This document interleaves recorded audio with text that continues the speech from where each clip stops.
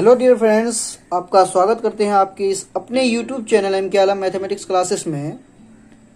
आज के इस वीडियो में हम क्लास 8 आलोक भारती मैथ एक्सरसाइज नंबर 4.2 के क्वेश्चन नंबर 16 का सॉल्यूशन करने जा रहे हैं। देखिए, क्वेश्चन नंबर 16 इस प्रकार दिया है कि एक समचतुर्भुज के विकर्ण 10 सेंटीमीटर एवं 24 सेंटीमीटर है। समचतुर्भुज के प्रत्येक भुजा की लंबाई ज्ञात करें। ठीक है, तो समचतुर्भुज आपको पता है, रोम्बस, जिसके सभी भुजा बराबर होते हैं। तो हम मान लिए कि ए बी सी डी एक समचतुर्भुज है। इसीलिए मान लिए क्योंकि जब नाम नहीं दिया है तो थोड़ा सा दिक्कत आएगा, है ना, बिना नाम का बनाने में। तो इसीलिए हम उसका नाम देकर के मान लिए। ठीक है, जिसमें देखिए ये ए सी और बी डी क्या है, विकर्ण है। और देखिए बड़ा वाला विकर्ण कितना हो जाएगा, 24 सेंटीमीटर, और छोटा वाला विकर्ण 10 सेंटीमीटर का हो जाएगा, होगा कि नहीं। अब एक चीज आपको पता होना चाहिए कि जो समचतुर्भुज के जो विकर्ण हैं वो एक दूसरे को लंब समद्विभाजित करते हैं। क्या करते हैं? लंब समद्विभाजित, यानी ये दोनों आपस में क्या करेंगे, लंब समद्विभाजित करेंगे। यानी ये वाला पार्ट बीओ पार्ट डीओ को के बराबर होगा और सीओ पार्ट एओ के बराबर होगा, और दोनों के बीच जो कोण बनेगा वो 90 डिग्री का कोण बनेगा। यानी ये भी कोण 90 डिग्री, ये भी। ठीक है, यहाँ तक कोई कंफ्यूजन नहीं। अब देखिए, अब आएगा मजा। चूंकि लंब समद्विभाजित करते हैं तो ये वाला आपका बड़ा विकर्ण 24 सेंटीमीटर है, तो इसका आधा, ये वाला आधा होगा ना एओ, तो एओ आपका कितना सेंटीमीटर हो जाएगा, 12 सेंटीमीटर ऑब्वियसली, कोई कंफ्यूजन नहीं। और उसी तरह से सीओ या ओसी क्या कितना सेंटीमीटर हो जाएगा, 12 सेंटीमीटर, होगा कि नहीं। अब यहां से बीओ कितना हो जाएगा, चूंकि आपका विकर्ण जो है ये वाला बी डी 10 सेंटीमीटर है, तो ये वाला कितना हो जाएगा, 5 सेंटीमीटर, होगा ना। और इधर वाला भी 5 सेंटीमीटर। ठीक है, ठीक है, यहां तक कोई परेशानी नहीं। अब देखिए, इसको सॉल्यूशन करने के लिए हम पहले मान लेते हैं, हमको क्या निकालना है, भुजाओं की लंबाई। इसका तो एक भुजा निकालेंगे तो मंत्र से सारा निकल जाएगा, चूंकि सभी भुजा बराबर होते हैं। तो यहां से लिखेंगे हल में हल सॉल्यूशन। ठीक है, मान लेते हैं कि ए बी सी डी एक समचतुर्भुज है। माना कि ए बी सी डी एक समचतुर्भुज है, जिसका विकर्ण AC तथा BD बिंदु O पर लंब समद्विभाजित करता है। ये आप लिख दिए तो आपका समझ लीजिए कि एक भी मार्क्स कटने वाला नहीं है अगर एग्जाम में आता तो, समद्विभाजित जो तरीका लिखने का।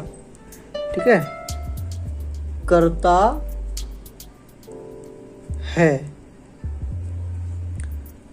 अब आपको देके रखा है बी डी बराबर 10 सेंटीमीटर। जब बी डी 10 सेंटीमीटर है तो इसीलिए OB बराबर क्या हो जाएगा, OD हो जाएगा, बराबर 5 सेंटीमीटर, 5 करके होगा कि नहीं। और AO AC देके रखा आपको 24 सेंटीमीटर, इसीलिए AO बराबर OC बराबर 12 सेंटीमीटर। अब यहां तक आपको कोई दिक्कत तो नहीं। अब हम क्या करेंगे, इस त्रिभुज में घुसेंगे। तो लिखते हैं अब समकोण त्रिभुज AOB में AOB। ठीक है, अब यहां से देखिए, आप एक मंत्र मारिए। किसका मंत्र? यहां से आप एक फॉर्मूला लगाइए। देखिए, समकोण त्रिभुज का आपको याद होना चाहिए कि कर्ण स्क्वायर बराबर होता है लंब स्क्वायर जोड़ आधार स्क्वायर। ये तो पता है ना। तो यहां से लिख सकते हैं क्या, एच स्क्वायर बराबर P square plus B square. और ये आपका एच का काम करेगा हाइट का, और ये वाला हाइपोटेनस का, हाइट नहीं सॉरी हाइपोटेनस का, और ये वाला क्या काम करेगा बेस का, और ये वाला परपेंडिकुलर का। तो यहां से हम लिख सकते हैं A B square is equal to P square, यानी पी के जगह में हम ए ओ स्क्वायर ले लेते हैं, किसी को भी वैसे ले सकते हैं आप वहां से, पर प्लस बी के जगह में ले लेते हैं ओ बी का स्क्वायर। और यहाँ से आपका ए बी स्क्वायर आ जाएगा कितना, ए ओ तो 12 का स्क्वायर प्लस 5 का स्क्वायर। ए बी बराबर आपका आ जाएगा 144 प्लस 5 25। और एक चीज़ ध्यान दीजिए, यहाँ पर स्क्वायर है, स्क्वायर को रिमूव करेंगे तो क्या आ जाएगा, अंडर रूट आएगा कि नहीं। ए बी बराबर आपका आ गया 169 पर अंडर रूट, ठीक है। और 169 पर अंडर रूट आपका कितना का होता है, 13 का। तो इसका प्रत्येक भुजा कितना सेंटीमीटर का हो गया, 13 सेंटीमीटर। तो वही तो मंत्र लिख दीजिए, अतः समचतुर्भुज का प्रत्येक भुजा 13 सेंटीमीटर है आंसर, ठीक है। चलिए अब क्वेश्चन नंबर 17 की ओर चलते हैं। देखिए क्या दिया है कि किसी आयत की भुजाएं, आपको आयत जैसे ही क्वेश्चन पढ़े आपका दिमाग में फिट हो जाना चाहिए कि किसके बारे में बोल रहा है, ठीक है। तो क्या बोलता है कि किसी आयत की भुजाएं 3:5 के अनुपात में हैं तथा इसकी परिमाप 80 सेंटीमीटर है, तो इसकी लंबाई और चौड़ाई ज्ञात करें। तो इसमें हम नहीं फिगर नहीं बनाएंगे, ऐसे ही आपको तो पता ही है ना कि आयत का लंबाई चौड़ाई और उसका परिमाप का फॉर्मूला क्या होता है, वही है ना, उसी से हम लोग इसको सोल्व करते हैं। तो क्या कर लेंगे, देखिए जहां भी आपको बताए हुए हैं कि अनुपात में दिया हुआ है तो वहां पर मान लीजिए कि कोई अनुपातिक राशि, कोई वेरिएबल मान लीजिए। तो कैसे लिखेंगे, माना कि अनुपातिक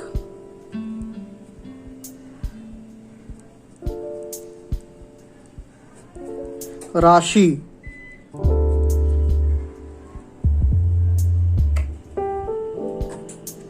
x है, ठीक है। जब अनुपातिक राशि x है तो आपको पता होना चाहिए कि आयत का जो छोटा वाला होता है वह चौड़ाई होता है और बड़ा वाला भुजा लंबाई होता है। तो लिखेंगे इसीलिए चौड़ाई बराबर तो 3 तो 3x तथा लंबाई बराबर, चलो पूरा लिख दिया तो पूरा ही लिख दिया, बराबर क्या हो जाएगा 5x, है ना। अब आपको पता है चूंकि 2 × L + B यानी लंबाई प्लस चौड़ाई बराबर होता परिमाप, क्या होता है परिमाप, इसीलिए 2 गुना लंबाई के जगह में 5x और चौड़ाई के जगह में 3x बराबर परिमाप की जगह में 80।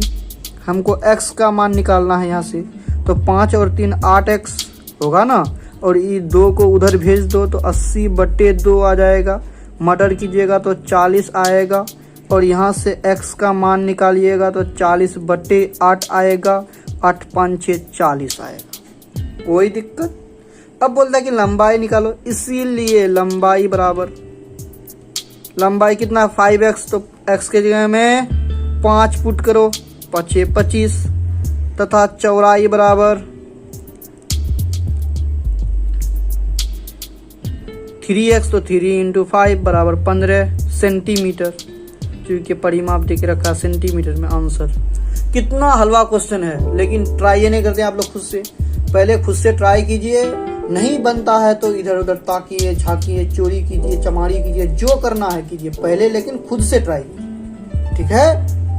चलो है ना, कंटिन्यू लगे रहो और इम्प्रूवमेंट हमेशा करते रहो।